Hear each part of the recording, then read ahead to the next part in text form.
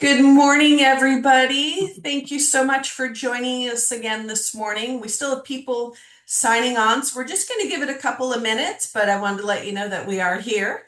And just a couple of things. We will be using the chat function mostly for this session. Sorry, my phone, I didn't turn that off.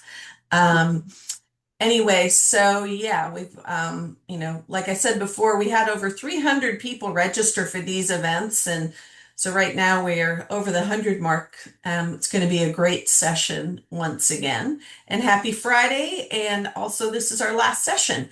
So I hope you've enjoyed all of them. And we look forward to hearing any feedback that you might have about them.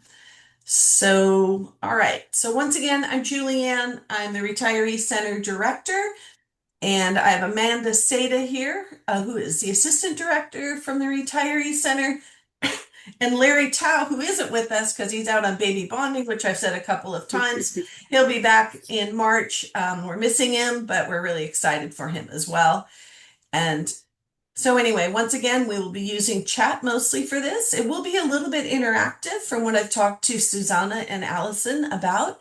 So we'll be using the chat function. There might be some other ways that they're going to pull us to become more active as well. And there's a couple of people, there's already questions coming in. I'll address any of the retiree ones for retirement stuff. But anyway, so sorry, I was reading that and I lost track. So once again, thank you for being here. Happy Friday. I'm really excited to introduce Allison Ward and Susanna Becerra from ASAP, which you know is Academic Staff Assistance Program. And it is an incredible program. I myself have used it over the years for different things, and I've worked with them previously in my other job too for lots of different things. So I think you're going to learn a lot of great things today. And it's really important for all of us if we're thinking about retiring, what we're going to do with all that extra time that we have. And we'll prepare yourself for that in advance of retiring. I'm going to turn it over to Allison Ward right now, and she's going to take the lead. And thank you so much for being here, Allison and Susanna. Thank you so much, Julianne. Welcome, everyone. We're so excited to make this presentation informative, interactive, and even have a little bit of fun. So glad you're all here today. My name's Allison Ward. I'm a psychologist at the Academic and Staff Assistance Program. Been there for about 7.5 years. We look forward to kind of knowing how long you all have been at UC Davis. That's always great information. Just wanted to let you all know that we will be breaking around the 10 o'clock, the 10 a.m. hour for about 10 minutes. I'm going to now turn it over to Susanna, who's my colleague at ASAP. Hi, everyone. I'm Susanna Becerra. I'm a licensed clinical social worker. I've been with UC Davis close to 10 years, a couple of different departments, but with ASAP for going on 3 years now.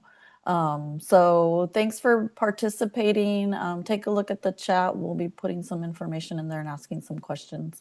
And just have a good time with the information. So back to Allison. Yeah, thanks, Susanna. And just to piggyback off what Susanna said, feel free to unmute and share. Susanna will be monitoring the chat while I'm speaking. I'll monitor the chat while she's speaking. And then throughout the presentation, we'll have a couple opportunities to scan a QR code with the camera function on your phone, and you'll type in answers to some questions which are anonymous. So we want to make this interactive, so please feel free to jump in. So, we thought we would start with the definition of retire, right? When I think of retiring, I think of kind of kicking my feet back, relaxing, but there's so many different ways that we can think about it. I really love the first point, to withdraw from action or danger, right? So, what's coming up ahead? And retirement is kind of trending everyone into the unknown. There could be excitement, there could be a little bit of dread and apprehension, and all of this is normal. If you wanted to throw into the chat, what comes to mind for you when you think of the word retire, because I think we all have our own definitions, right? Part of me can imagine someone, right, sailing off into the sunset somewhere, kind of doing something relaxing, but someone else might think, wow, there's something meaningful that I've always wanted to engage in, and now after my work life is over, I can do that. So if you have any thoughts, and Susanna, feel free to chime in, what comes to mind? What's even the mental picture when you think about the word retire?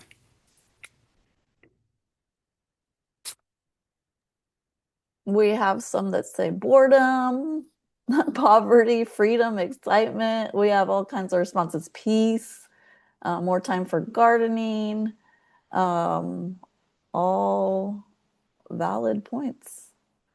Creative outlets, having my time back, possibly less stress. Sleeping in, I like that one. One of my favorite things. Doing work that's more fun. So thanks for sharing, guys.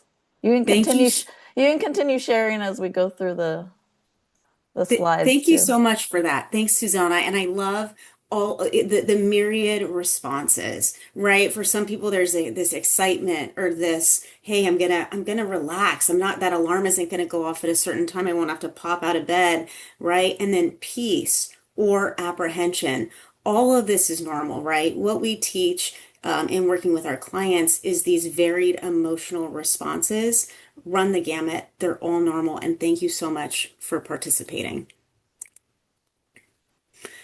We're going to reference Dr. Schlossberg throughout this presentation because she really talks about retirement as an extension of different phases of our lives, right?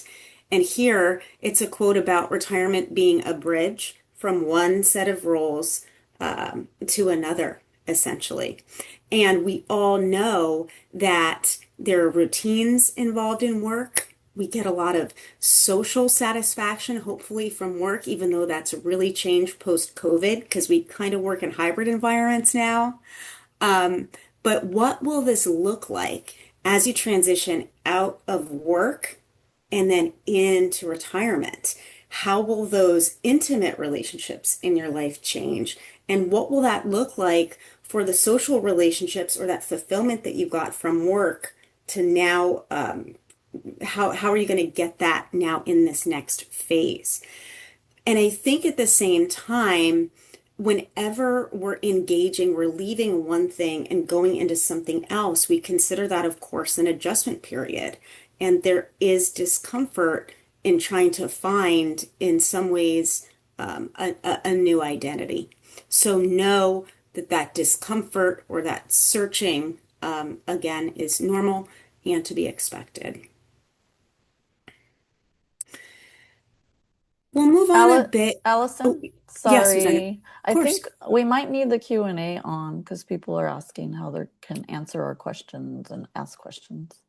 So Perfect. Sure. Julianne, are you on? And yeah, we'll work on that. I'll take care of it. Yeah, thank you. As much interaction as possible. So even after each slide, I'll say, does anyone, any thoughts right now, Susanna, about this bridge from one set of roles to another?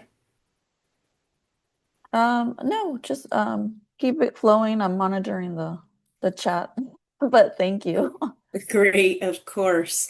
I want to move into now the meaning of retirement, right? Because it holds meaning just as your professional work life did.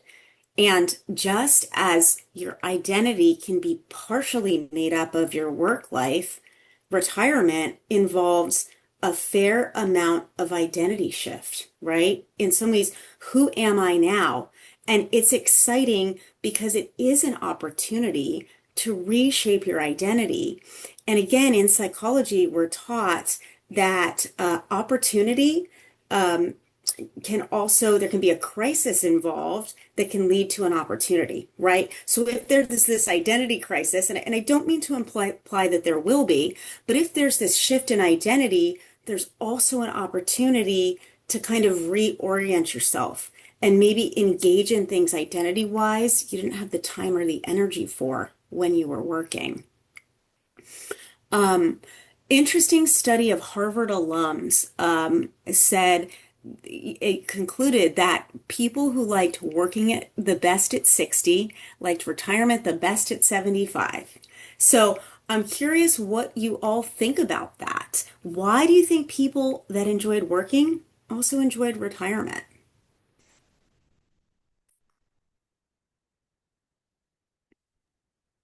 Again, you can unmute you guys if you would like to respond verbally, or feel free to put it in the chat.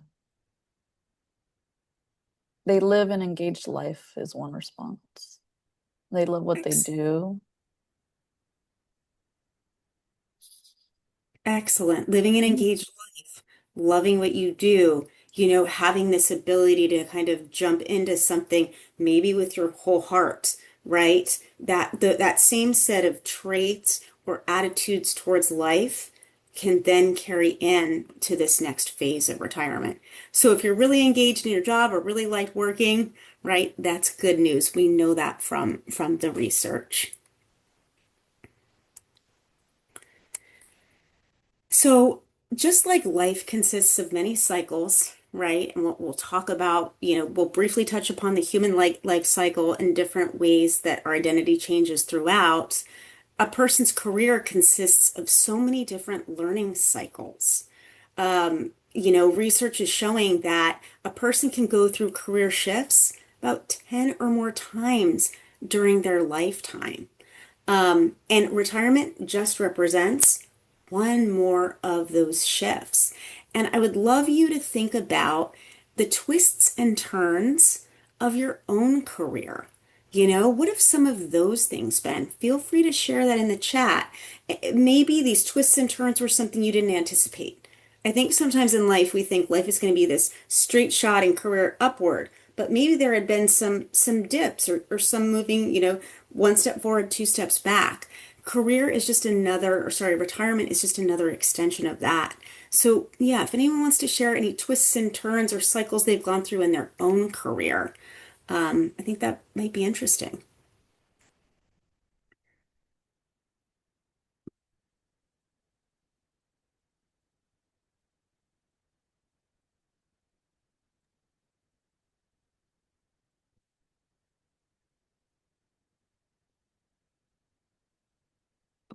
Okay.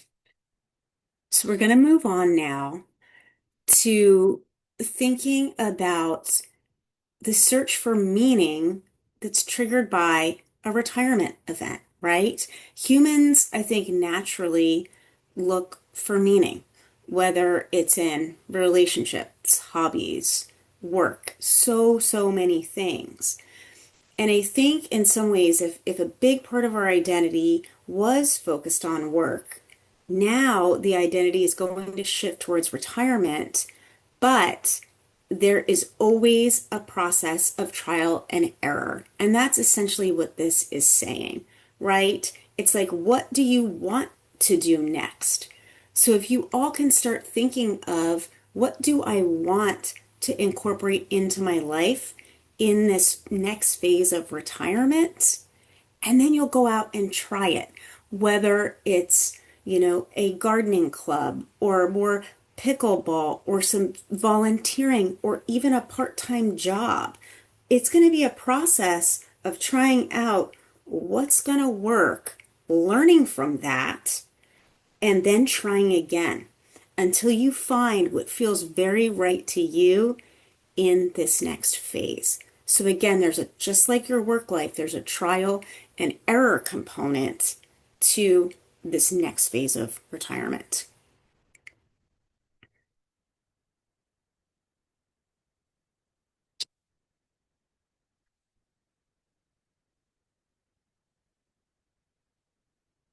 As I talked about before, the human life cycle, right? Something we learn about, of course, in school or other places. Um, we have the elementary school years, right? Where we also have, before that, ages 0 to 5. We have significant personality development happening at that time. Then that turbulent time of adolescence. I have a 13-year-old. I'm seeing all of that right now, right? Who am I in the world? How do I navigate challenges in relationships? Young adulthood, right? Where you're starting to get established, whatever that means, career-wise, significant relationships.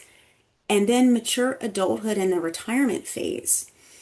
And maybe you're familiar with Erik Erikson. He was a psychologist who said during the latter phases of life, we ask ourselves, did I live a life that was satisfying to me? Did I do everything that I wanted to do? Or do I feel some despair or disappointment that I didn't live a life that was satisfying, right? He called it ego integrity. Was I satisfied versus despair? And that happens towards that latter phase we have here, about 50 to 65. So again, something to think about is in this next phase, what is going to complete my life in terms of making me feel that my life was both satisfying and meaningful.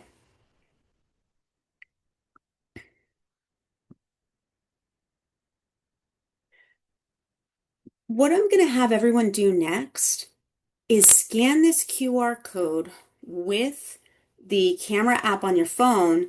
The questions that are going to come up are, what are you looking forward to? And what are you concerned or worried about? And this is completely anonymous. So if you just scan this QR, it'll allow you to type in the responses. We'll all get to see everyone's responses in an anonymous way. I'll log in as well.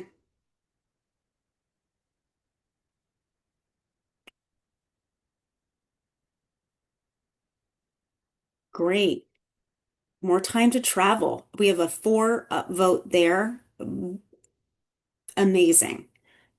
Having time for DIY projects. A 5% upvote for free time.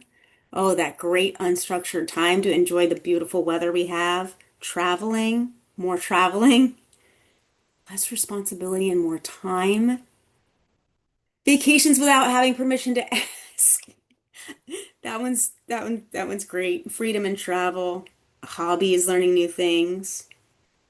Spending time with, granddaughter and being spontaneous. Spending time with my spouse. Renewed passions. Wow. And you all can take a look. Susanna, any thoughts on what you're seeing if you logged into idea boards? Yeah, I'm seeing commonalities. There's a lot of travel people. Um, Yeah. take classes, doing things that you don't have time to do. Yep. Lots of things to look forward to. And I love the person that wrote nothing. It's Mm-hmm. becomes a blank slate. That's fantastic. Well, even Yeah, doing nothing, I think, is great in retirement. That's what you look forward to too. I don't have to do anything. absolutely. Absolutely. Thanks everyone for this.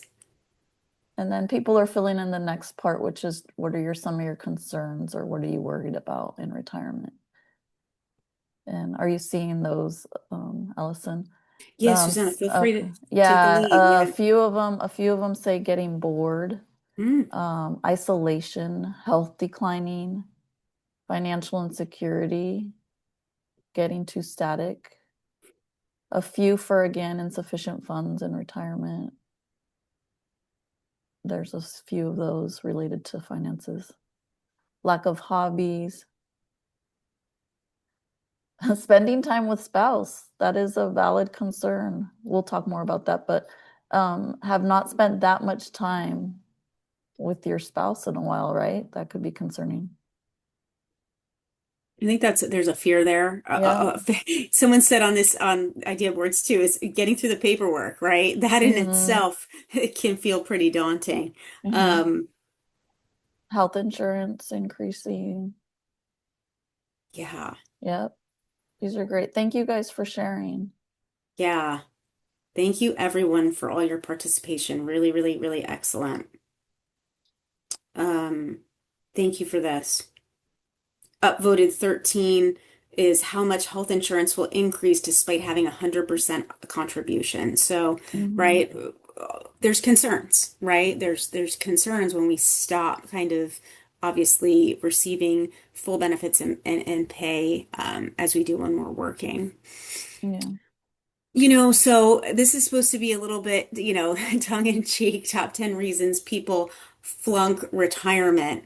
I thought this was something, there's so many reasons why maybe people don't do as well as they could have in retirement. We know people that enjoy work, enjoy retirement, but if you could drop in the chat a reason why you feel you might not do well in retirement. And these are some jumping off points, right?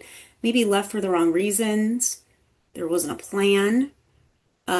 Thought rest and leisure would be enough, but then realizing you have to add something else in. Didn't know what I was leaving behind, right? Sometimes we don't know how good we have it until it's gone. That's human nature. And then even boredom. So I'd love to hear your thoughts on why retirement, yeah, you know, I'd love to hear your thoughts on some of this. Aging parents and spouses, boredom, lack of structure. Let's see, loss of social connections. Um, Having no plan. Yeah, It's a big one. yeah. And I think that's what we want to help with Loss here of social today. connections. Yeah. Hopefully, you Yeah, guys have been attending the other courses on this series. This is the fourth one, I believe. So yeah, those are yeah, helpful as well for the planning phases. yeah. Not And knowing where to this too. start to Well, transition. Yeah. yeah. Great. I'm going to now turn it over to Susanna. Susanna, thanks for helping. I'll monitor the chat.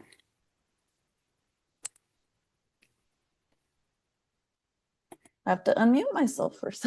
As Allison was saying, we are using a couple of frameworks in terms of retirement.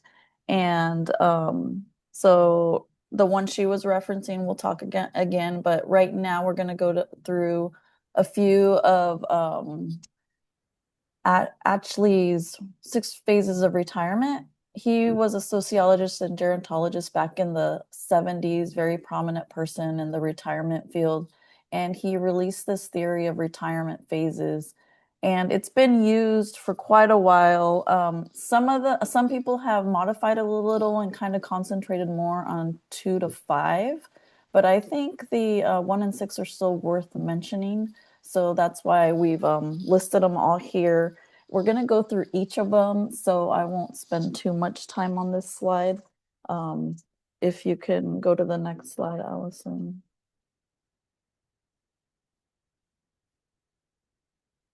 Okay, so first phase of retirement is pre-retirement phase, which most of you here, that's where we're at, right? This is before the actual retirement date. You're planning, you're anticipating, you might have some fears and anxieties as we've been talking about in the chat. And everybody kind of experiences a whole big mix and range of emotions. Just because you're not having some of these emotions doesn't mean there's anything wrong with you. Again, some people feel them, some people don't. It's a variety. So in this phase, what you're looking at as some of your key tasks are assessing your financial readiness. And I did see a lot of you that's a big concern. So I'm glad you're considering it and hopefully taking the steps to figure out where your finances are and talking to the right people and getting those in order, because that is a big piece of this phase.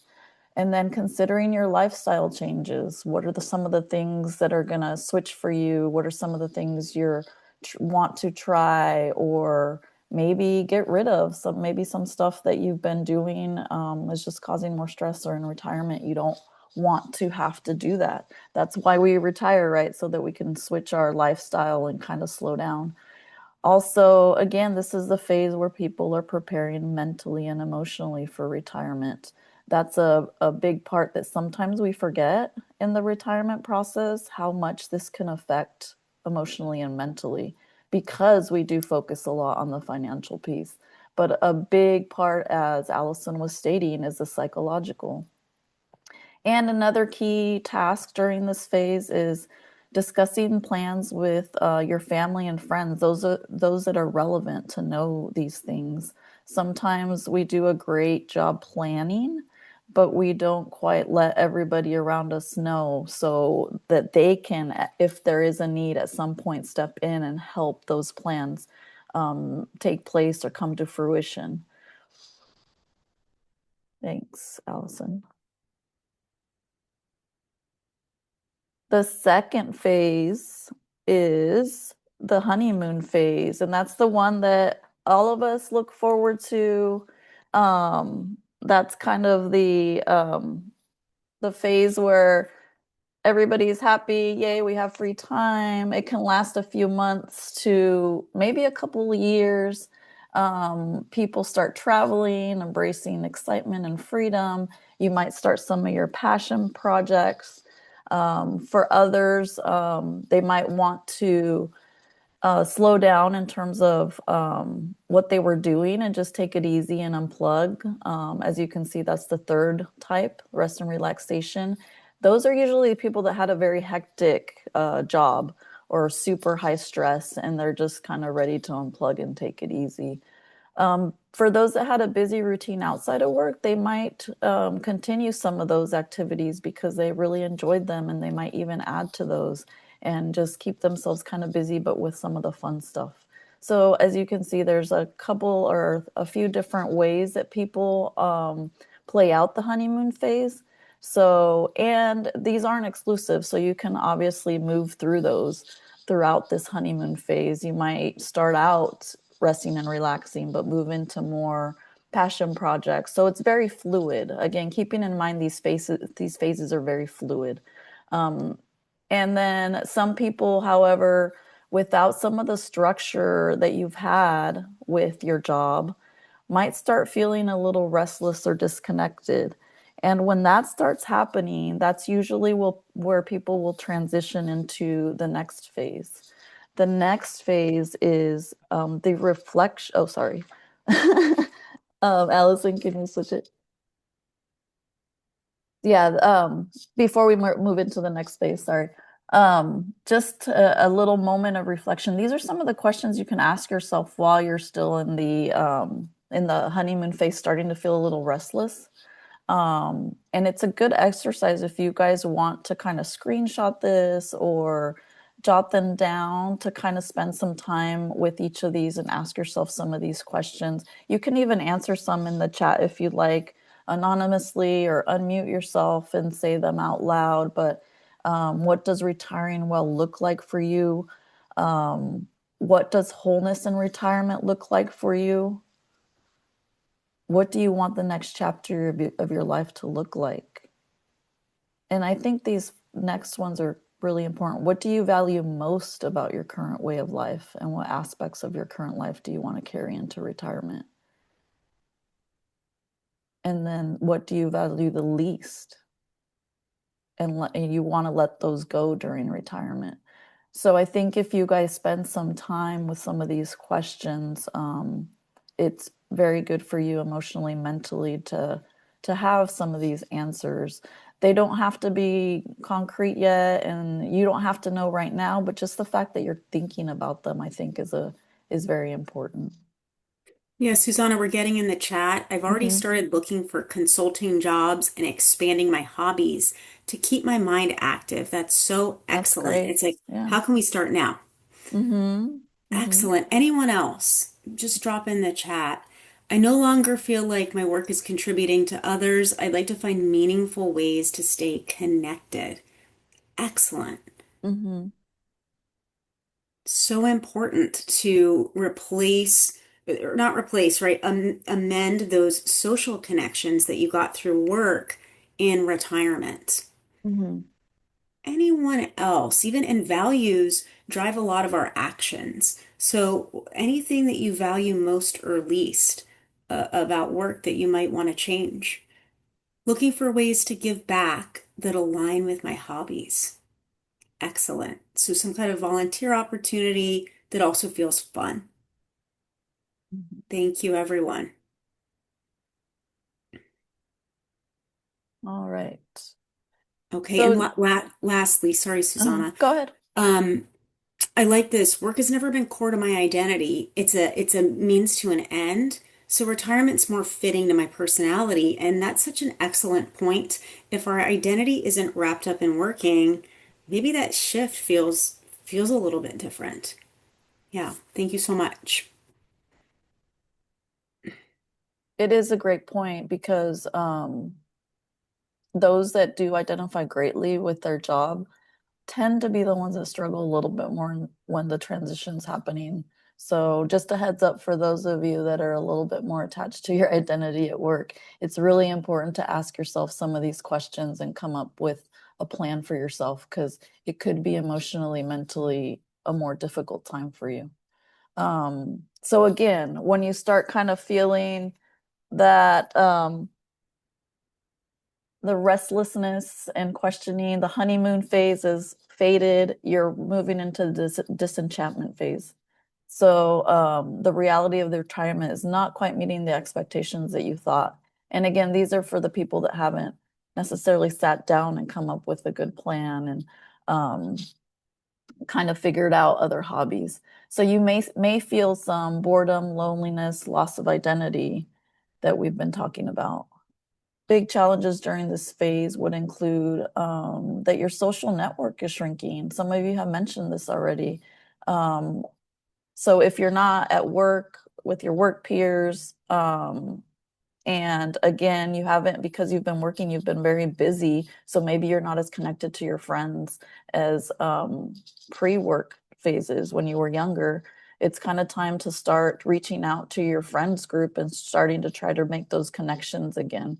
And doing that before you retire, if you can, would be helpful so that you don't feel like your social network's just suddenly gone after you go into retirement. Some people might struggle with a sense of purpose or usefulness. Again, some people are very much tied to being doers. Like I have to be doing something, or I have to have some structure to feel purpose and to feel, even to feel like you want to get out of bed. You want to have something to look forward to do on your to-do list. And so now is the time that you would be trying to figure out what's going to go on my to-do list, but again, hopefully fun things because it's for retirement. So what do I want that to look like? And coming up with some sort of idea or structure for your free time. Because again, if you think about it, you're going to suddenly have an extra 40 to 50 hours in your week that you used to spend at work, but now you're not spending it at work. What are you going to do with all that time? Some people start feeling isolated or disconnected from society. Again, good opportunities to kind of go out and join either volunteer groups, community centers. The retiree center is great. They have a lot of activities. So just trying to reconnect with your community, society, and your friend family group. And then again, the financial concerns or unexpected stressors that might come up. If some of this isn't addressed, and this is why we're encouraging you and why we have this talk, if it's not addressed, it could really lead to frustrations, and for some, it could lead into depression. So very important that thank you for being in this talk because it is really important to start thinking about it so that you don't fall into that category of hopefully you don't fall into some actual depression. And then the next phase we'll go into after the disenchantment phase is the reorientation phase. This is when you decide, you know what, I'm tired of feeling this way. I don't want to feel isolated. I don't want to feel lack of purpose. And you kind of start thinking about what am I going to do about this? You start redefining some of your goals. You start establishing routines and building social connections. You start doing things that fit into this new vision of your lifestyle that you want and your interests. This is the area where you might explore volunteering, part-time work, hobbies, new hobbies or skills, reconnecting with family and friends, and engaging in community activities.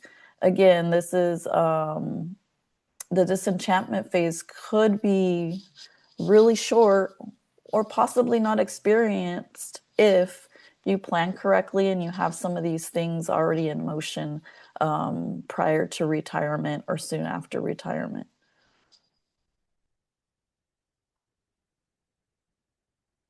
And then the stability phase, this is where you can coast through and have a good retirement. This is where that vision that you had hopefully's come to fruition and you're just coasting, kicking your feet up in the sand somewhere. This is where retirees have generally accepted retirement and developed satisfying routines. That's why it's called the stability phase. Period of contentment and balance, and you're comfortable and secure in your lifestyle. You're maintaining your social ties, you're doing activities that you like, you're managing your health and finances effectively.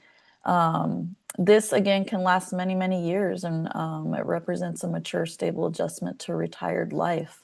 So this is obviously what we're all aiming for, right? We just want a big, nice retirement, comfortable, stable, feel safe and secure, both financially in the health realm. And it could last many, many years if planned for appropriately. So that's hopefully the biggest chunk of your retirement. And that's usually where a lot of the different frameworks kind of stop. And I think part of the reason that it stops is because the next phase maybe isn't as pleasant. And of course, we don't like facing that. But I feel like it's important to bring it to your attention just so it's in the back of your mind. But for now, if you could show the next slide, I think it's kind of an important slide. These are some statistics. If you look at the top, 55% of workers plan to work into retirement. And some of you guys mentioned that you might do some part-time work, and for different reasons. And I felt like presenting some of the different reasons are important. Why do people choose to continue working in retirement? And you guys have mentioned some of them. Some people do it to maintain the social connections, to maintain the sense of purpose, to stay active, and again for the financial concerns. So nothing wrong with continuing to work into retirement. Hopefully it's a choice and it's something you enjoy, and it provides some of these things that if you don't have, could cause some mental and emotional turmoil for you. But for others, they find it in other ways, the social connection, staying active. For others, they find that in other ways so they don't feel like they have to work. So I just wanted you to see it's kind of a higher percentage than I thought, 55%, a little bit more than half.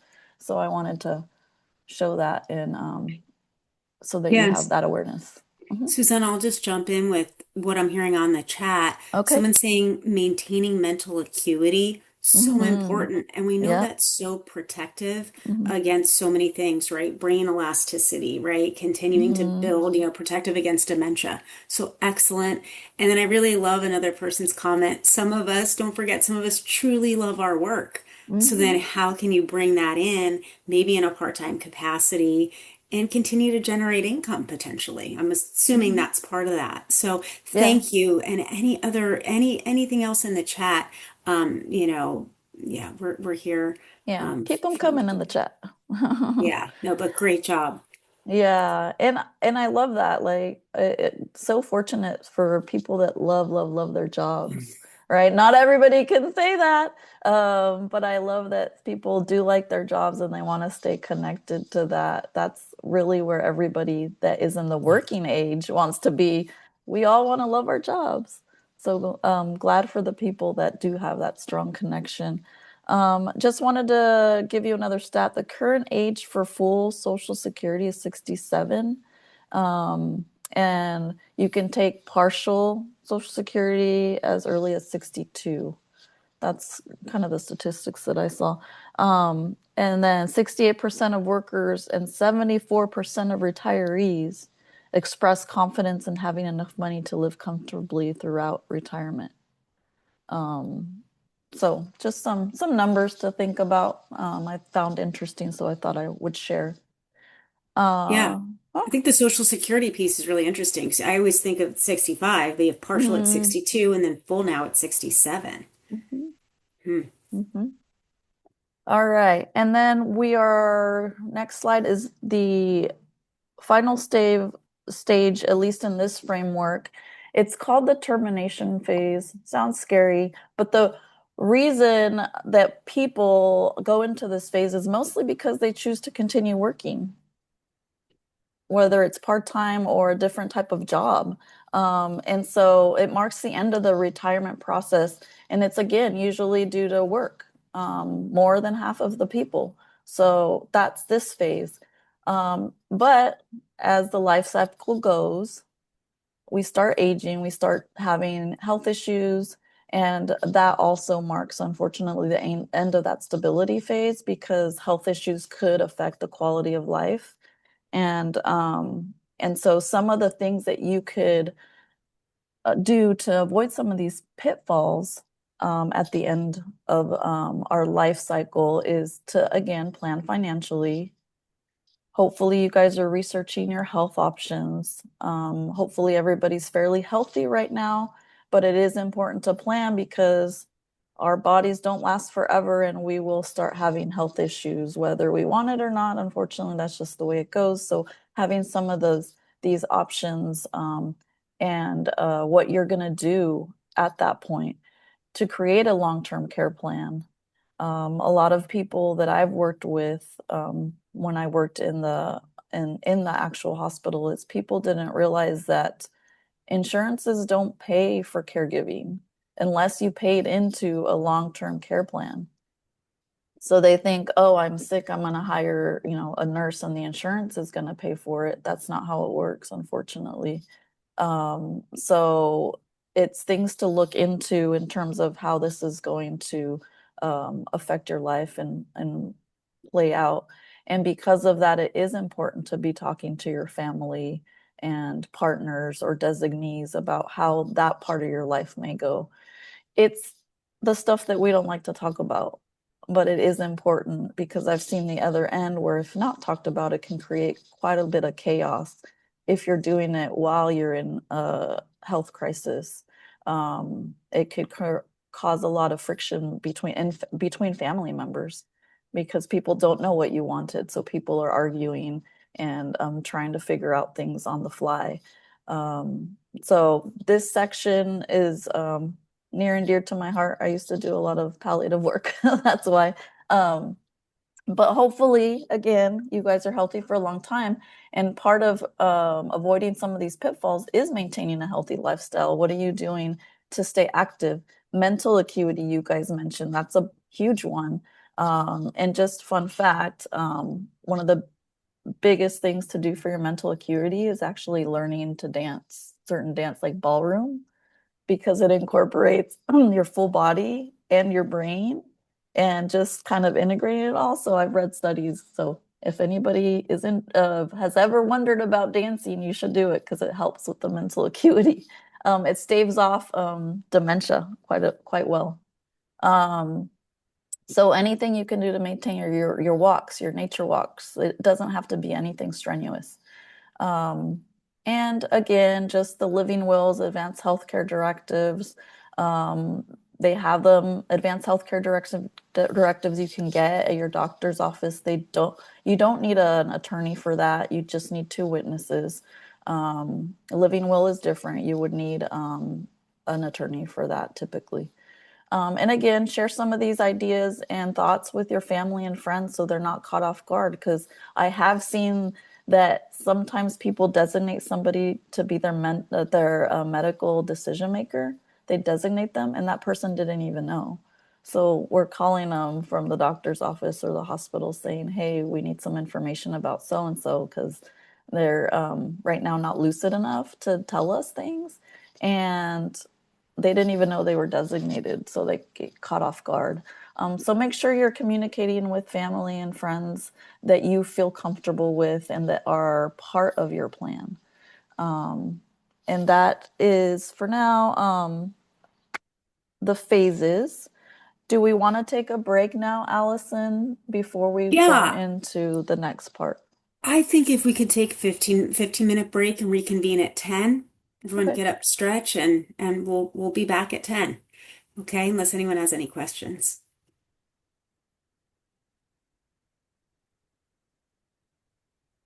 Okay, thanks everyone. We'll see you at 10.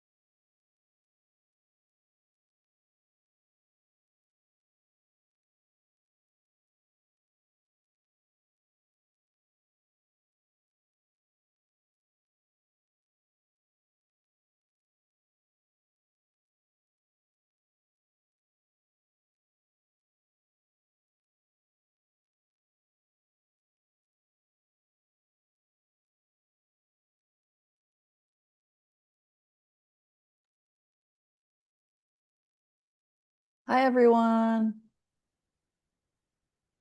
Hopefully, you guys can hear us.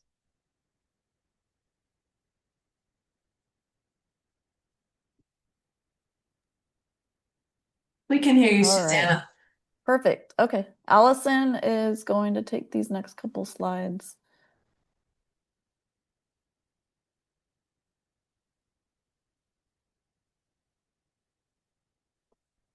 She's having a little bit of tech thing. There she is.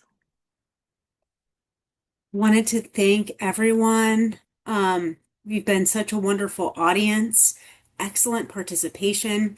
It's exactly what we want.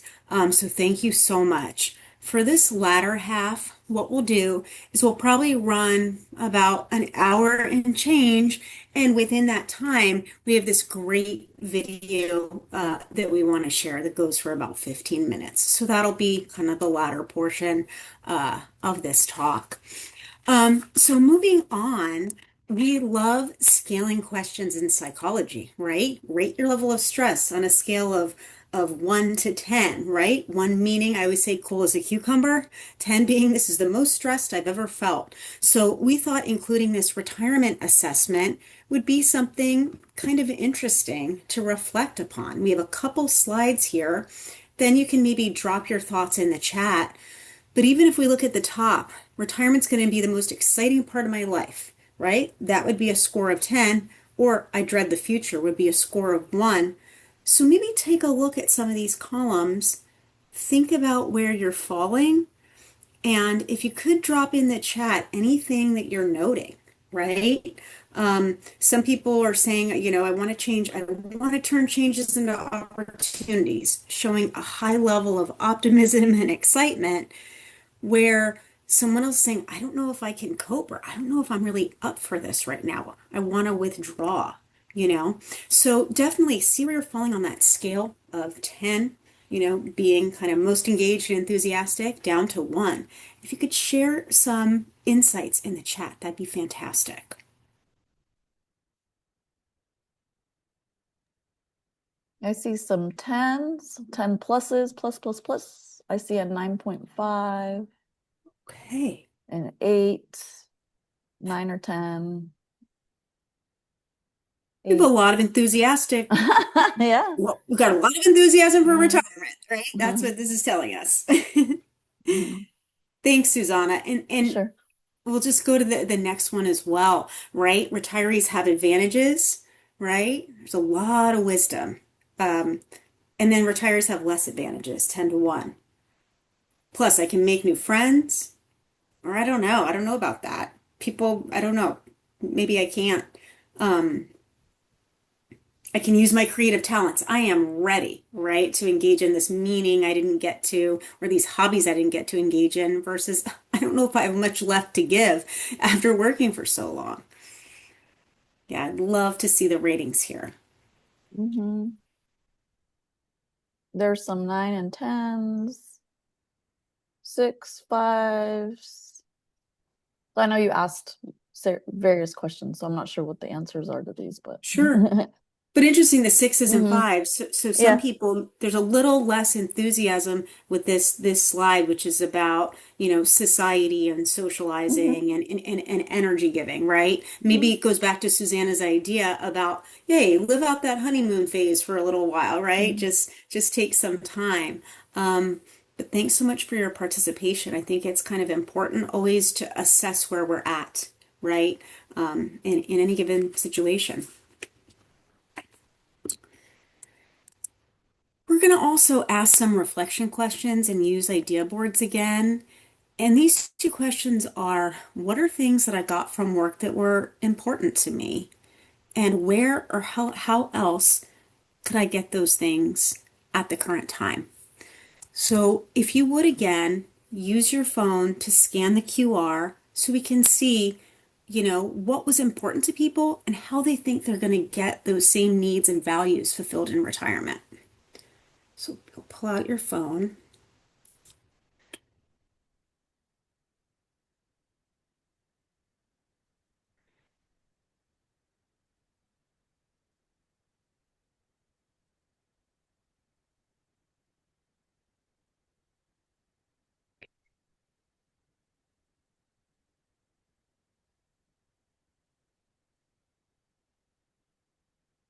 Yeah.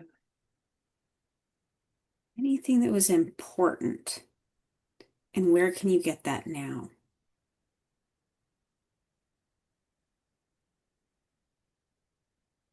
A paycheck. Love that. Keep working at my other job. Creativity.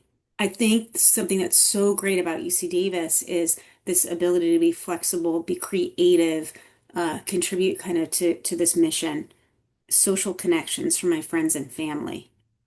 Great. And how can you keep and incorporate those right after retirement, after the work life has ended?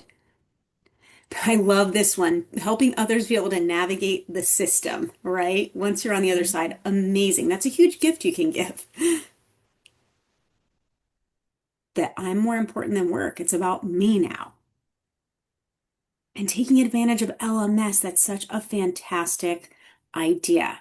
Sounds like LMS is still available in retirement. And also something from the chat earlier, there are volunteer opportunities and activities through the retiree center. So that's something to check out. Sense of purpose I'm seeing, a sense of accomplishment, problem solving, church and community. Susanna, if you want to chime in. I'm having trouble on my end on that, Sure. but yeah. Learning new things, volunteering, oh, local charities, a lot of volunteering. Okay, someone downshifted after working at the state.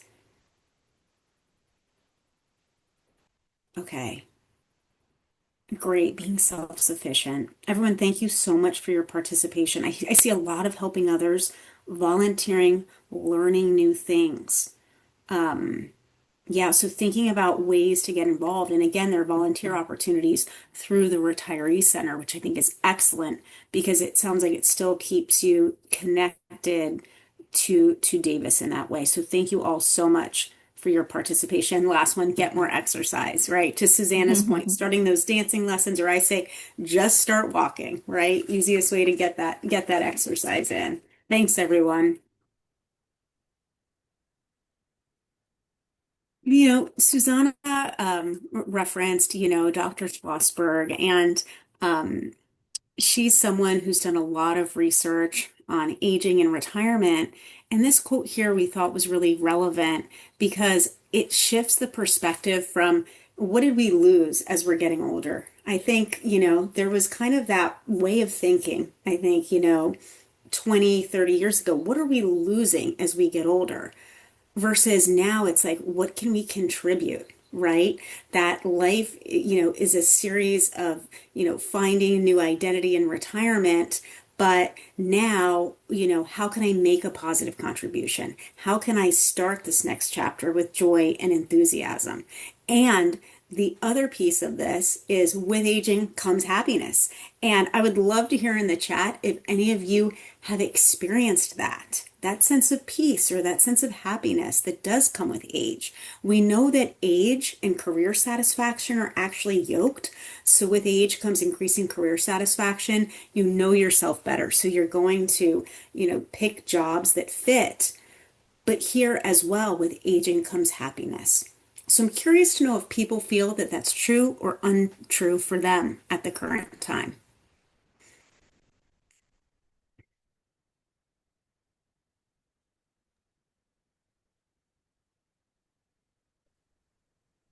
People are saying they find life funnier and laugh more, trusting their instincts.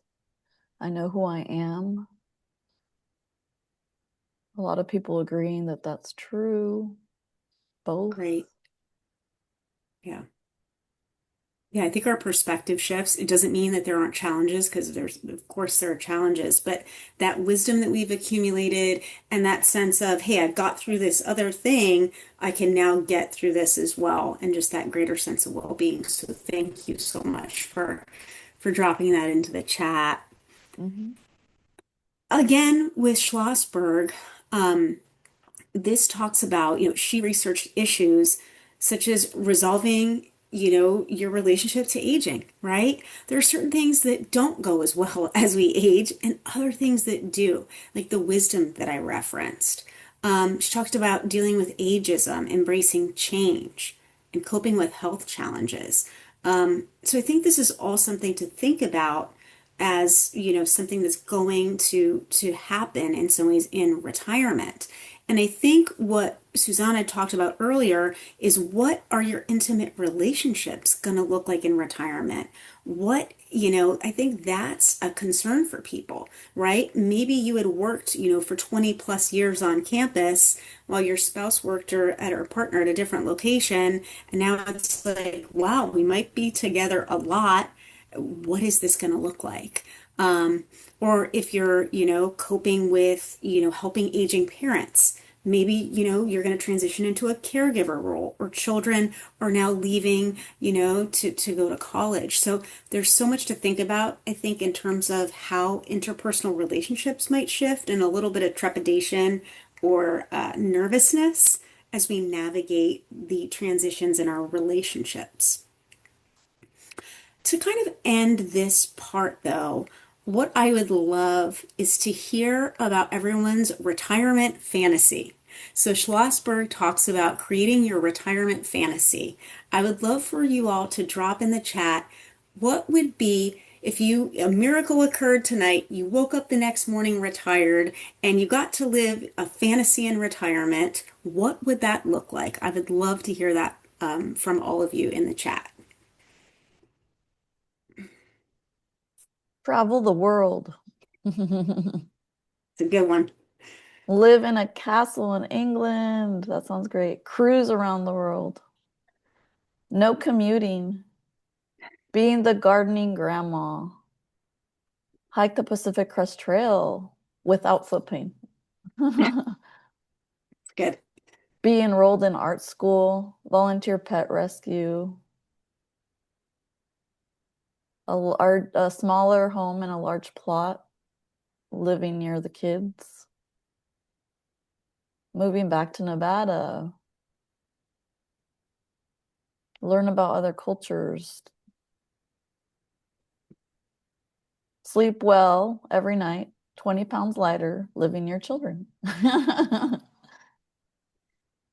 Excellent. Playing piano. Live on the coast. Dancing. Exercising more often. Knit more. I would encourage you all to listen to those whispers, those fantasies, those daydreams, and those secret wishes, because sometimes those are the key to unlocking what you're looking for. And right, your retirement fantasy might not play out exactly the way you want it to, but you might find that you get a version of that. So listen to those fantasies, those wishes, because it's telling you something, kind of from deep inside. So thanks so much for sharing. I'm now going to turn it over to Susanna. All right, so we're going to continue talking about Schlossberg's 6 Paths to Retirement. And another quote of hers that I really liked is, I think of retirement as the bridge between leaving one set of roles, relationship routines, and assumptions, and developing a new set. It is a transition to what's next. So again, same concept of what Allison showed the bridge earlier on in the slides. It is a transition, it is a bridge. So the 6 paths of retirement, again, you may or may not be in these categories. You might be a mix of all of these. It's just kind of a guideline. So the first one are continuers. And as it says there, they deploy their existing skills and interests, but modify them to fit changed retirement circumstances. Maintain their identity with modifications and stay connected to their former work. So some people I noticed in the chat were saying they're going to continue using some of their skills in their volunteer work to maintain those skills, acuity, connections. Maybe you're already volunteering, some of you I saw in the chat, and so you're just going to do more of that with that same volunteer group. So you guys under that category would be continuers. Then we have the adventurers. I saw a lot of adventurers in here with all the travel and traveling the world and learning new languages and experiencing cultures. So you're open to trying new things. You take regrets of what you wish that you've done and funnel them into the new plan. So maybe you're sitting around thinking, oh, I wish I'd done that, or oh, I regret that I didn't take this trip, when I was younger. You're going to make that happen now. And you see it as an opportunity to pursue an unrealized dream. So you guys are some of the adventurers. I saw a lot of you fall under that as well. Also, I saw some easy gliders saying, I'm just gonna do nothing or just kind of relax. Those are easy gliders. You don't have a fixed schedule. You're gonna take it day by day, and you're perfectly comfortable not having a schedule. You view retirement more as a time to relax and take each day as it comes. So that's the third kind. The third kind doesn't work for everyone again. The third kind, sometimes people that aren't used to that kind of start going a little bit stir crazy because it's like, this is too much free time. They get a little antsy they're not used to relaxing that much. But that one usually works for people that used to have a kind of more of a hectic job. And so right afterwards, they just want to slow down. And then after you kind of get your bearings, you might want to kind of reintegrate and start being more of a adventurer continuer. So again, it's a ebb and flow. You're not going to be in one category all the time. And you might be a mix of all of these at once. So the fourth one, next slide, are the involved spectators. You want to be continue immersed in that former professional field. Some of you mentioned that you'd be doing that, but not at a full-time capacity. Again, these are the people that love their job, and so they want to stay connected. You are going to be one of the players in your job, but not full-time. Not the main players, right? You receive satisfaction from staying involved, but not the quarterback of your job. You're going to be more on the sidelines a little bit and step in when you feel like it. I'm sorry my camera hasn't been on. I didn't notice. And then number 5, the fifth type, are the searchers. You guys are kind of in the exploratory, trying to figure out what your niche is. You're exploring new options. It's a trial and error, like Allison said. You're going to try new things, see if they feel good to you, or maybe it's not for you, so you try something else. So you're kind of exploring different paths, and at some point you'll reach somewhere that you say, okay, this is more for me, and kind of stick with it. But for a while, you might be just searching around, see what fits, see what you enjoy and not. So it's definitely an important phase path to explore or go through, because that's going to tell you more of what you want to focus on. So trial and error. The retreaters, these are the ones that are going to kind of disengage from life and kind of think about which direction they want to go. This is only potentially negative retirement personality type if you're the type that is depressed. It kind of gets a little bit more prone to depression, or the person that just completely needs goals and structure. This can be difficult because, again, you might feel like you don't have a purpose. You might feel like, why am I getting up in the morning now? So this could be a little bit harder for that personality trait. And it's okay to kind of retreat for a little bit until you're figuring out next steps. That's really what it's about. So you don't want to live there. It's okay to sit back for a while, but don't stay in it. Now, as Ms. Schlossberg writes, we cannot control our lives to avoid the downs. What we can control is the way we deal with the ups and downs of life. In other words, the resilience with which we manage change and the strategies we have in place to cope. And we can pay attention to the guidelines and strategies offered. And she's referring to her book, which will help promote positive aging.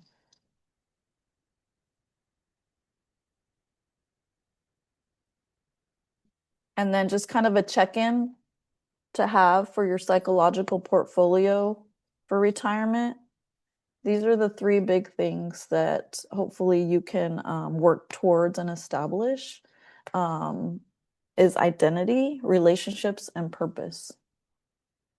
That's basically what at the end of the day is going to help you emotionally and mentally to have a more successful retirement, is if you focus on those three things. The identity, as we've said, is so important. How you define yourself based on what you do, and your characteristics and how you see the world. So make sure you explore your identity internally and externally. Think about it, try new things. We've been saying the same thing in different ways, I guess, but again, very important. Relationships, make new connections. I mean, it's all about family and friends at that point, right? At the end of the day, when people look back on their lives, they're usually not remembering all the material things they had, or if they clean their house or not. It's really, at the end of the day, they're going to look back and think about the memories they shared with their family and friends and the good times they had. And it doesn't have to be anything big. You'll remember the small things of hanging out in your home, movie night, popcorn, grandkids. That's what you're going to remember. It's not going to be whether you made it, you had the latest gadget or did these big grandiose things. It's the small things. So it's really about the relationship building, and then finding your purpose. And that could be anything. Your purpose could be your family and friends. Your purpose could be the volunteer work, meaningful to you, whether it's with animals or veterans, anything. So those three things, if you take anything from this talk, is to work on those three things, and the retirement should go fairly well psychologically.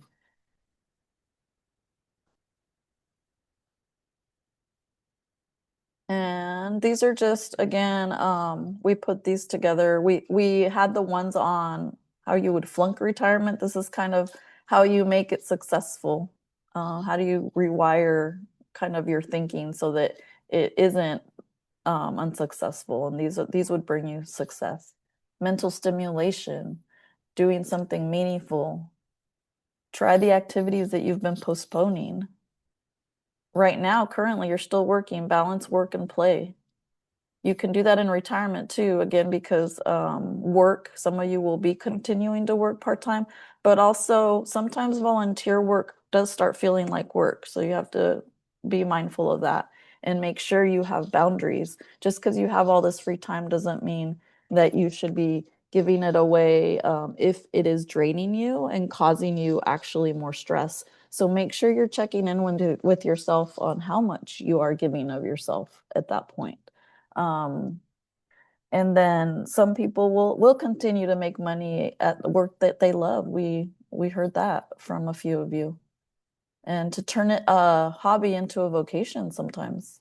Stay physically and mentally healthy, remain productive, making a difference for others. Again, it's as you can see, there's a theme of volunteering and helping out and staying connected. All goes back to those three things that I mentioned: identity, and purpose, and relationships. So I think all of those relate to that in some way.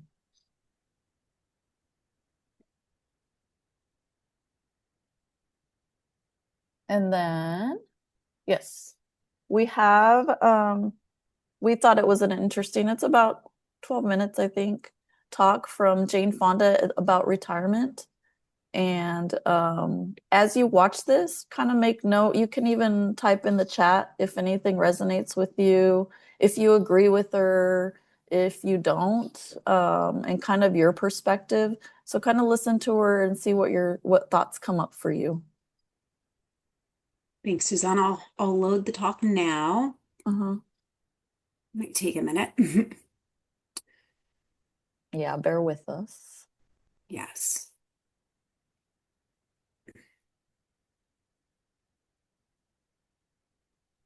Try to.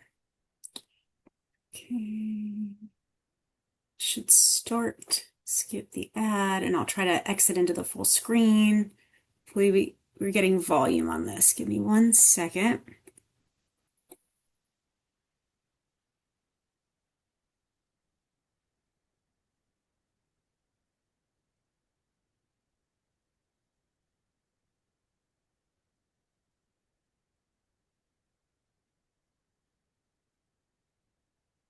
It's taking a minute. Can you see it on your screen, Allison? Not yet.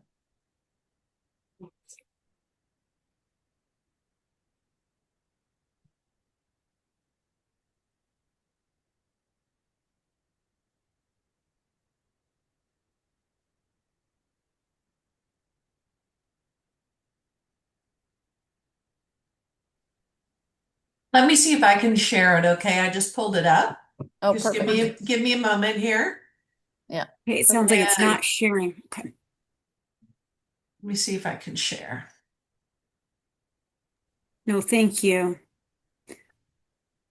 Um, can you stop sharing just for a minute, Of Allison? course. Yeah.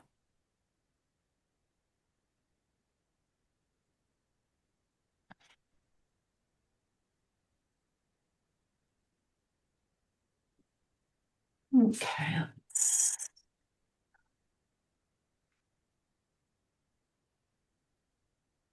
Can you guys tell we're not tech savvy? I'm sure you guys can relate. Here we go. There's no sound though right now. Okay, hold on here. Yeah.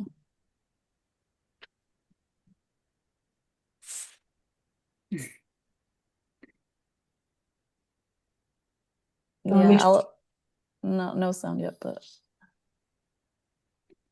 Allison and I are the generation where we barely started having computers.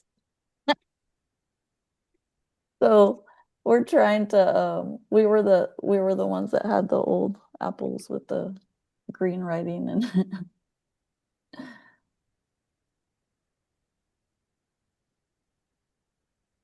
so we know it enough to get ourselves in trouble, but not not so much that we know how to do everything.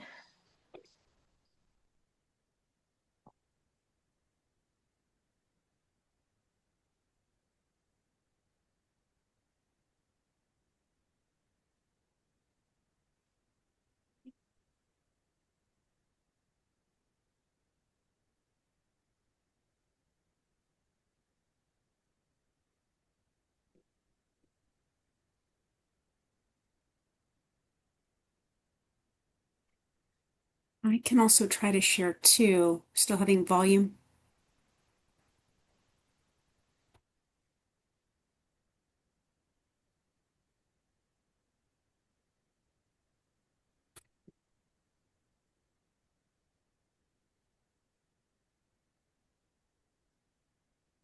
Are you able to hear it, Allison? No, I'm not hearing the volume. Let me try because I Yeah, can hear it on mine. Do you want me to try to share?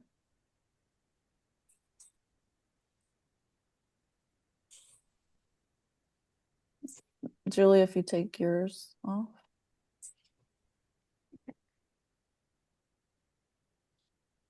Can you guys see that? So, yeah. I stopped it. Is everybody able to hear it and see it? Because my screens all go a little wonky when I'm pulling it up.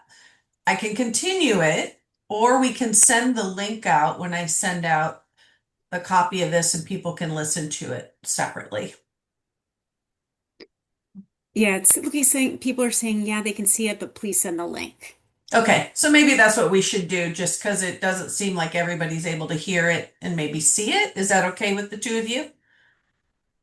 Does that work? Sure. Okay, Yeah, Allison, your Susanna, does that work video, for you? you're freezing a little bit. I Okay. don't know if you have an unstable internet, so it might be worth it for you to take your video off for a little bit and come back on because you keep freezing. There we go. Okay, I'm gonna stop sharing. Sorry Okay. about that, everybody. You never know when technical difficulties will pop up in these things, so bear with us. We're gonna get back on. Okay. Oh, there it is now.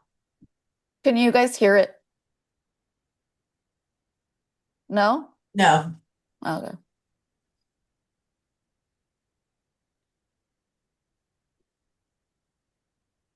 Okay. I'll now share my screen back to the presentation. Okay.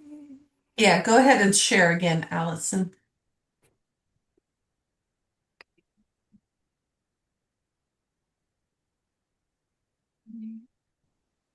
Okay.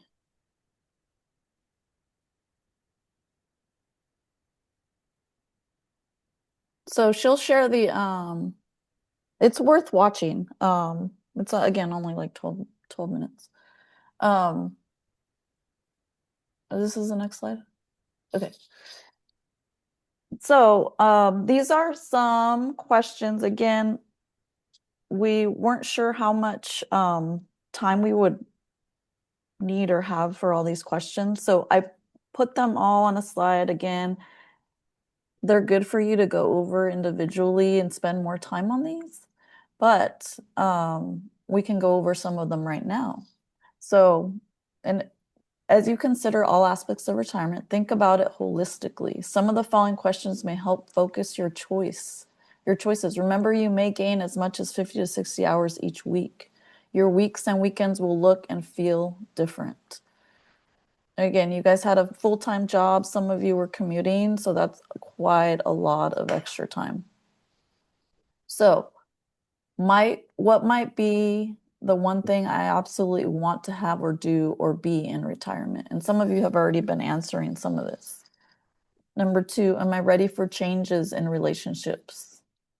How will my community change? Who can be or will be my friends? Am I considering the desires of my partner, family, and friends in these choices? Some of you guys that have partners, will they be retiring or are they already retired? That sometimes people forget to talk about that and negotiate that. If a partner is retired or not retired, and how you guys will spend that time, because maybe they're not retiring and you are. How's that going to work with travel? If you plan on moving or not, those kinds of questions. So it's important to touch base and check in with each other. And again, questions about how you're going to fill your time that you gain. What energizes you upon whatever you energizes you, you should expand on. What is your focus for leisure, learning, and possibly working or volunteering? Number 4, I mentioned it a little bit earlier. Do things rule your life? Material things. How do you choose those things? Books, tools, clothes. Do you start downsizing? How do you decide where you're going to live and what type of house you're going to have that's going to meet all your needs? Again, some of us do. I like that vision of somebody having a small house on a lot of land. How close is that going to be to a hospital or to doctors? Again, that's thinking way far out, but might be something to consider. Are you going to be moving more than once? Because maybe you move out to that kind of place, but then later on, needs and things change, so you'll have to move again. What factors might be obstacles in your retirement and that you envision? For some people, again, health, finances. For some people, they factor in where their grandkids are going to be. Some people want to be near family. Some people want to be far away from family. That happens in all types of families, all types of dynamics. Right now, the latest thing is a lot of folks can't get their young adults out of the home for various reasons, of course. But some people are ready to have their kids out of their homes. So then number 7, how can I move beyond these things that might keep me from living into my vision of retirement?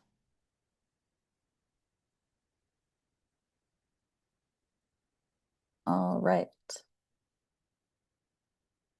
And then this one is really about if you guys are partnered up It's a relationship checklist. So you would be putting an X next to those items that you've already discussed with your partner. And the ones that you haven't checked off, to really consider sitting in with your partner to think about these things. Just if you don't mind sharing in the chat, have you had these conversations with partners, or what type of conversations? Have you even considered any of these?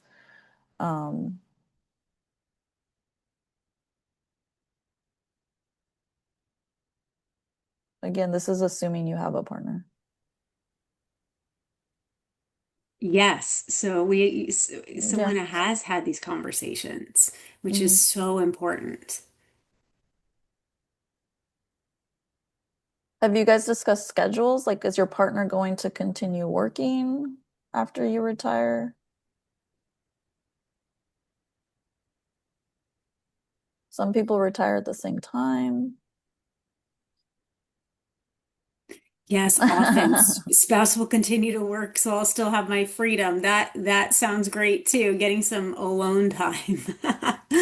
That's Because fantastic. because again, remember, there was a mention that one of the concerns is how much time they will have with their spouse. Mm. Because again, we're not used to being around each other that much, and how are we going to kind of readjust and realign our relationship and connect again? And I'm seeing in the chat too, partners already retired. We're looking forward to being retired together. That's great. Excellent. Mhm. Conversations have been about where, but not expectations beyond that. And I always think about talking about expectations. They're so unarticulated in relationships and in life. But if we can, really hash that out, it's truly helpful. Then I've heard of a lot of retired women discuss the issues with a spouse who are addressing this topic. Interesting, right? So there is this change in your primary relationship. A lot of issues that do pop up with couples, regardless if it's about retirement or not, it's really about expectations. We have a lot of assumed expectations in our own heads, but if they're not communicated, then there's tension building.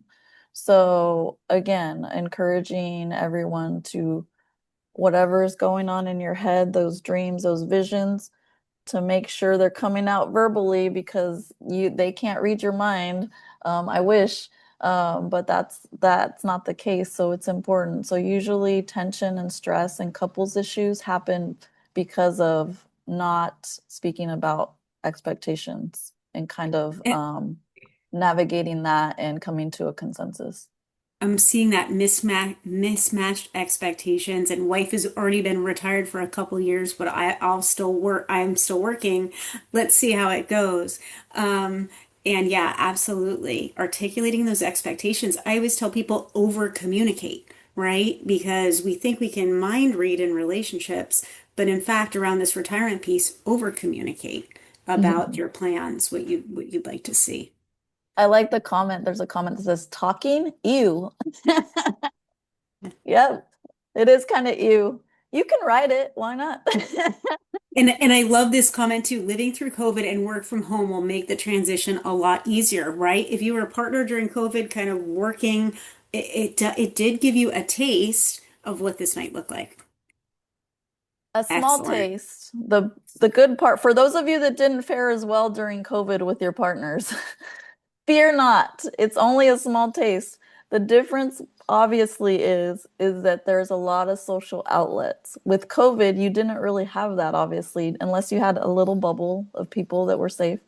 But now everything's open. You're able to go and explore freely and not worry about being around other people. So you're not exactly stuck at home with your partner that long. So yeah, COVID was quite the test. The next slide is a continuation. So there are other questions to consider. And again, some of you have said that your spouse is retired or vice versa, and how that will be in your hand. How you handle the household tasks again around that. When somebody's retired versus not retired, is the expectation that the person that's not retired have to do everything around the home? That could be kind of contentious sometimes. So What other ones look important? Allison, you can chime in. Sure, would I be willing to accept some additional domestic duties, right? So we always look at like equitably sharing those kinds of tasks. How could that shift, or does it need to shift if one partner's still working? I think that's something to think about. Um, yeah, how are things going to be different if you're on different schedules, essentially? And again, is the expectation that your spouse is going to spend all their time with you? Is that an reasonable expectation? The very last one on here is um, to have activities separate from your significant other. It does promote togetherness in the sense that you each have something to come home and share with each other with excitement, and reduces the kind of conversations that are, what's up? Nothing. Kind of like if you had teenagers, it was like, how's your day? Fine. So make sure that you have some time set aside for yourself, and whether it's by yourself or with others, so that you guys don't get irritated with each. Sometimes if you spend too much time with somebody, like small things start irritating you. So making sure that you verbalize the expectations. Some people really do want to be with their partner all the time, and that's okay, as long as you're making that clear to your partner that that's the expectation, because maybe your partner's the other kind where they want some time away with their friends. So again, just trying to avoid some pitfalls and tension in the household, and things to consider. And I see in the chat too, someone's, partner retired a couple of years ago, and that person still does all the household tasks, including cooking. It's starting to cause some tension. I didn't realize that this was a common issue, right? Mhm. Resentment can build up if you feel like, all of these tasks are just on one person. And someone else commented about spending habits that are very different, right? Finances are an issue for almost everyone. What are those spending habits? How are you going to prioritize, this financial piece in retirement? Mhm. Really So great again, a comments. lot of renegotiation during this time for partners, um, because being retired is very different financially, emotionally, all the things we've been talking about, psychologically, all of it's different. It's a new phase of life, as Allison said. It's a part of the life cycle now. You're moving into it's the transition piece. And so it's hard for humans to accept change, even if it's good. It can cause stress, and stress can be good to an extent. For example, big milestones like having a baby. It's joyous, but it comes with a lot of stress. Again, people that choose to get married, joyous, but comes with a lot of stress. Retirement, see it as part of that as well. It's retirement. It's going to be fun. We're looking forward to it, but there's a lot of things also that can cause stress. And we spend more time planning weddings. I read this in a study than on retirement as a whole. Statistically, I think more people like spend more time trying to figure out their wedding planning than some of these important things to consider for retirement. Um, this is an exceptional group because you're planning for it. You've taken some of these workshops, the series. This is the fourth one of it. And so you're in the smaller percentage of people that actually plan financially and health wise and now psychologically. So consider yourselves some of the elite in the retirement planning. So, but it is very important because it's a big transition that is not often discussed. And we focus a lot on teenagers or these other phases of life we focus more on, but this other end piece, it seems to kind of be forgotten sometimes. So I am glad that these workshops are offered. Yeah, and I Eh, just want to one more piece in the chat. Someone saying they oversee a volunteer organization of over 200 volunteers. A few That's couples amazing. volunteer, some volunteer together, and others volunteer in different parts. I love that. So there's some commonality. They can talk about that when they get back, but they don't have to do everything together, of course. Having your own activities, like you said, Susanna, is important. Thanks, I'm everyone. loving everybody's honesty. It's making me chuckle, but it goes to show that people are really have common factors. There's a couple people that they're saying that's why they're working again, and somebody else said he told me to get back to work. So these things are real and they happen. It's like people get tired of hanging out with each other or get on each other's nerves. It's normal. It's part of being a couple. So thank you guys for being candid, and that way everybody on here can see maybe you're not sharing, but you're having a similar experience. You can see that it's not just you. All Excellent. right. Yeah, yeah. Thank you so much for your participation. Since the video didn't run, we're really nearing the end. Um, Really just kind of a couple final slides. What makes people happy in retirement?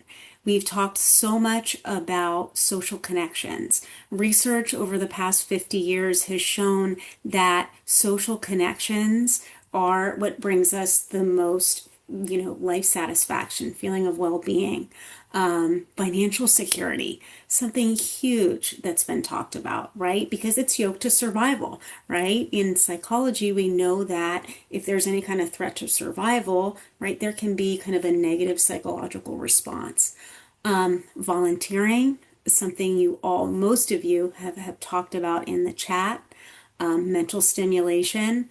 And I love this idea of experiential living. I would say that might be open to interpretation, but I think when we did that retirement fantasy exercise, it's like, what kind of experiences, new experiences, exciting experiences can you have in retirement? I think that's so important, for the mind, the spirit. Healthcare access, Susanna talked about, so important. And then pets, right? How can we forget our beloved pets that, although they're probably not designated as emotional support animals, provide emotional and lots of support for us. So we really appreciate you all being here with us today. And I wanted to do a quick plug for our services at the Academic and Staff Assistance Program. The Academic and Staff Assistance Program is both at the UC Davis campus and at the Health Center, and we're essentially combined at the current time. We provide free counseling, whether it's for something like an episode of, anxiety or depression, workplace or retirement issues. We provide couples counseling, and it's a brief model. So we really try to stay problem focused and give active recommendations for how you can help yourself in this, kind of situation. And know that our service is available to retirees. I believe that when you're electing retirement benefits, there's like a box where you can check ASAP. But yes, please feel free to use our services in the remaining time you have before you leave UC Davis and then after your retirement. Thank you, Allison and Susanna. This was great, and I really appreciate everybody hanging in there. And once again, the candidness of a lot of the things that came through chat and Q&A was great because it's nice for other people to say, realize they're kind of in the same boat as others, right? And anyway, but I want to thank you both for this. This was fantastic. And I want to thank everybody that's been here for 1, 2, 3, 4, all of the sessions. We really appreciate it. I will get the video up and out next week, and you'll have that so you can refer back to this later on. So thank you all. Julianne, some people were asking if we were gonna provide the slides. We were happy to do that too That would if be you guys wanted to. terrific if you could send them And over to me. yeah, and if anybody still, I mean, because we do have time, we're happy to take questions too or comments since we have a little bit of time. So feel free to put them in the chat for whoever wants to stick around and talk a little bit more informally. We're happy to do that. So I did have a question too for you both. I know that you provide a lot of different things. There's also, do you have a grief, um, like a grief counseling sort of group? Is it a group or is it one-on-one or is it both? I actually run the grief group and it happens twice a month typically. It's on our website to sign up via Zoom.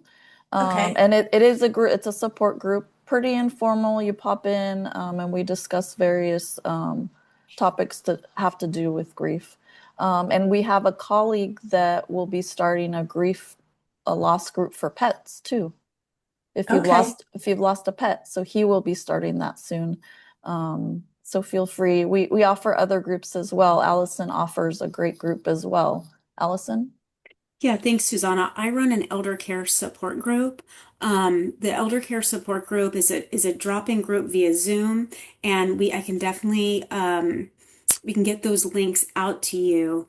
But the elder care support group is a group of people that drop in. It's bi-weekly at the lunch hour, and we talk about elder care resources in Sacramento and Yolo counties. We also talk about just common issues people are dealing with aging parents, with kind of chronic medical conditions. So feel free to join. And those groups are available to retirees.